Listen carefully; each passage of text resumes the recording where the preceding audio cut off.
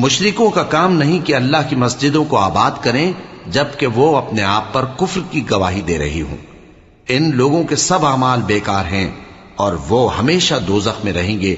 اللہ کی مسجدوں کو تو وہ لوگ آباد کرتے ہیں جو اللہ پر اور روز قیامت پر ایمان لاتے اور نماز پڑھتے اور زکوٰۃ دیتی ہیں اور اللہ کے سوا کسی سے نہیں ڈرتے۔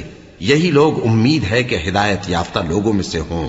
کیا تم نے حاجیوں کو پانی پلانا اور مسجد حرام یعنی خانہ کعبہ کو آباد کرنا اس شخص کے اعمال جیسا خیال کیا ہے جو اللہ اور روز آخر پر ایمان رکھتا ہے اور اللہ کی راہ میں جہاد کرتا ہے؟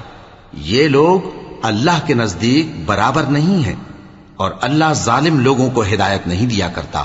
جو لوگ ایمان لائے اور وطن چھوڑ گئے اور اللہ کی راہ میں مال اور جان سے جہاد کرتے رہے، اللہ کے ہاں ان کے درجات بہت بڑے ہیں اور وہی مراد کو پہنچنے والے ہیں۔